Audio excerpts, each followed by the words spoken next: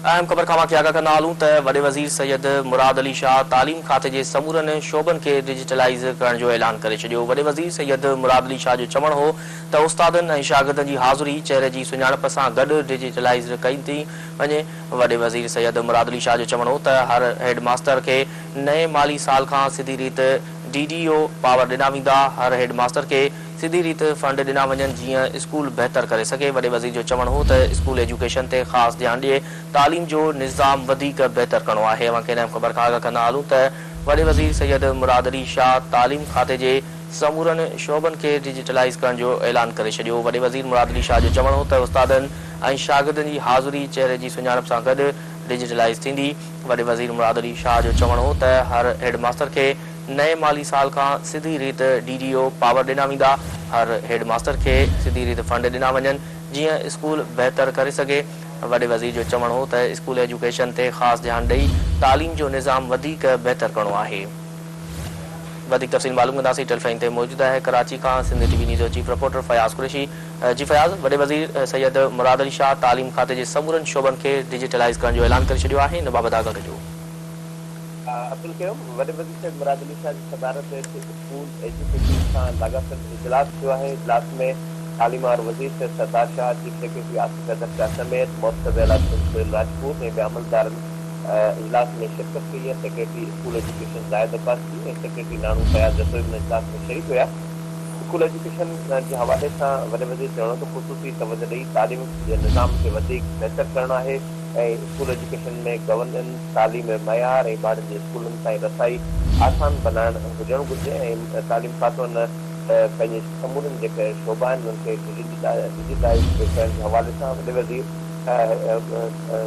हिदायतूं जारी कयो। त मूंखे चवणो हुयो त उस्ताद शागिर्द हाज़िरी उन्हनि जी जेका चहिरे जी शनाख़्त सां हुजणु घुरिजे ऐं डिजिटलाइज़ थियणु घुरिजे।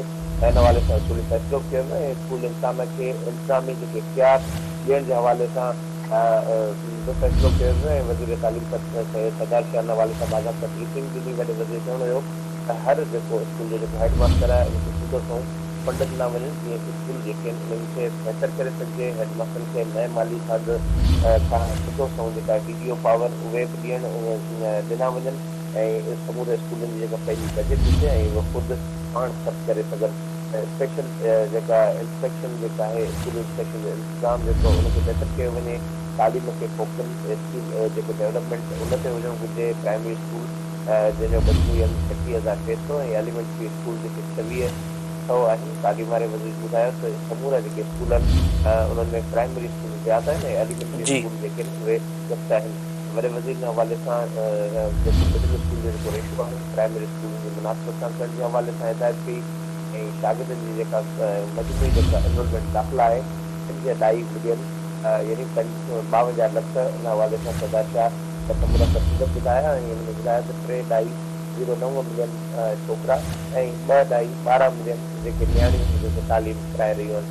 सूबे में जेका नियाणी जी जेका तालीम आहे उनमें लॻभॻि जेके 21,20,000 जेका एनरोलमेंट आहे यानी 41% आहे त नियाणी जेका एनरोलमेंट जेका आहे उहा वधी रही आहे। हिन हवाले सां वॾे वज़ीर खे साइन करार ॾिनो। लॻभॻि 78 जेके ॿार यानी 7.8 मिलियन ॿार स्कूलुनि खां ॿाहिरि आहिनि।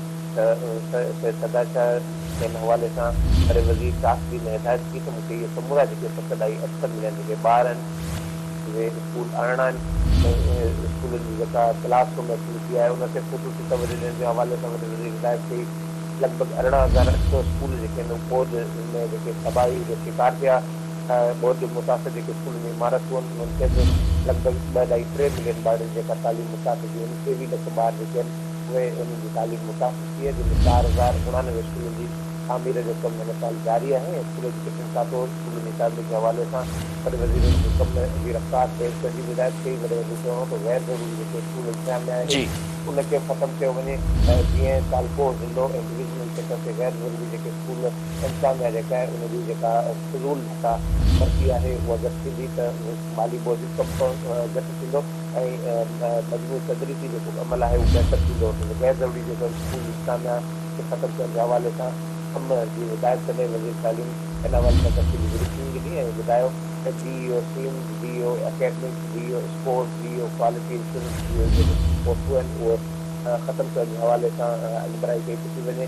हल्के सतह ते हिकिड़ो एजुकेशन ऑफिसर DEO हूंदो, वॾे वज़ीर जे हवाले सां बाक़ाइदा फ़ैसिलो ॾींदे त DEO प्राइमरी ऐं DEO सेकेंडरी ख़तमु करे प्राइमरी ऐं सेकेंडरी जे हवाले सां हिकिड़ो DEO हुजणु घुरिजे। डिवीज़नल स्तर ते प्राइमरी ऐं सेकेंडरी जे हवाले सां हिकिड़ो डायरेक्टर हुजे, ॿ डायरेक्टर जी जेका आहे उहा जेका उहो बर्दाश्त न कयो वञे। इहे समूरा जेका फ़ैसिला वठंदे वॾे वज़ीर चवनि हाणे प्राइमरी ऐं सेकेंडरी जे हवाले सां हिकिड़ो डायरेक्टर जो ख़तमु कयो वञे, जीअं जेके तदरीसी अमल जेका आहे उन ते निगहबानी थी सघे ऐं हिकु ई जेके चैन सां समूरो निज़ाम जेको आहे कंट्रोल करे सघिजे ऐं जेके इज़ाफ़ी जेके पोस्टूं आहिनि उन्हनि खे पोस्टूं खे ख़तमु कयो वञे। ठीकु आहे फयाज़, तफ़सील लाइ वॾी महिरबानी।